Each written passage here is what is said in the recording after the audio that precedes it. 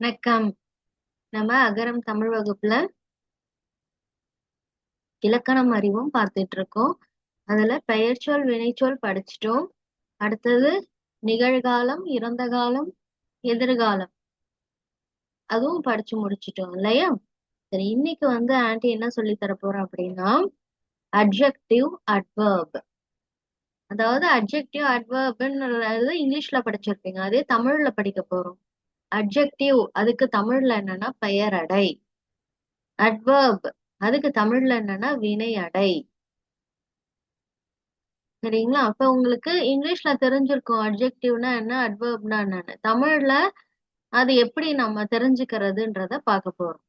இப்ப பெயர் அடை அப்படின்னா என்னன்னாக்கா, ஒரு பெயர் சொல் இருக்குன்னா அந்த பெயர் சொல்ல எக்ஸ்பிளைன் பண்ணி சொல்றது. சரிங்களா?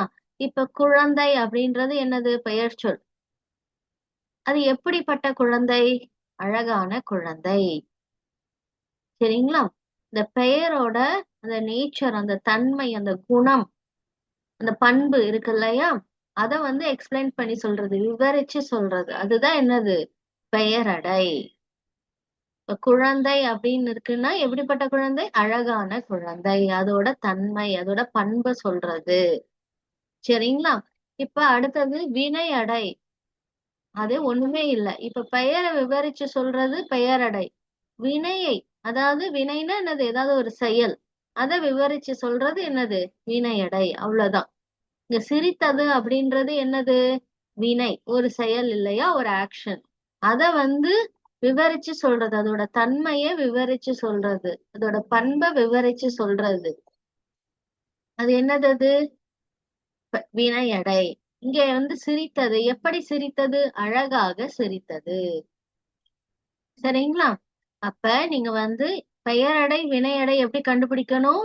பெயரடைனா பெயர் சொல் இருக்கு இல்லையா, அதோட தன்மைய விவரிச்சு சொல்றது. வினையடைனா வினை, அதாவது ஒரு செயலின் அந்த தன்மைய விவரிச்சு சொல்றது. அவ்வளவுதான். சரிங்களா? அப்ப உங்களுக்கு புரிஞ்சிருக்கும்னு நினைக்கிறேன். இந்த டெஃபனிஷன் எக்ஸாம்பிள் எல்லாமே நோட் புக்ல எழுதி அனுப்பணும். அதுக்கப்புறம் நீங்க என்ன பண்ணணும்னா, 2 காலம் போட்டுக்கோங்க. ஒண்ணு பெயரடை, இன்னொன்னு வினையடை போட்டுட்டு பிரிச்சு எழுதணும். எப்படி எழுதணும்? இதுல இந்த நான் ஆன்ட்டி சில சொற்றொடர்கள் கொடுத்திருக்கேன், சில சென்டென்ஸ். இதுல எது பெயரடை, எது வினையடைன்னு பிரிச்சு எழுதணும். பெயரடைக்கு கீழே பெயரடைக்கான சொற்றொடர் எழுதணும், வினையடைக்கு கீழே அதுக்கான சொற்றொடரை எழுதணும். சரிங்களா? இதுல எப்படி பெயரடை வினையடை கண்டுபிடிக்கணும்? பெயர் சொல் வினை சொல்ல வச்சு நீங்க கண்டுபிடிச்சு பிரிச்சு எழுதணும். சரிங்களா? இதுதான் எனக்கான அசைன்மெண்ட். தேங்க்யூ. அழகா நீட்டா ப்ரெசென்ட் பண்ணுங்க. தேங்க்யூ.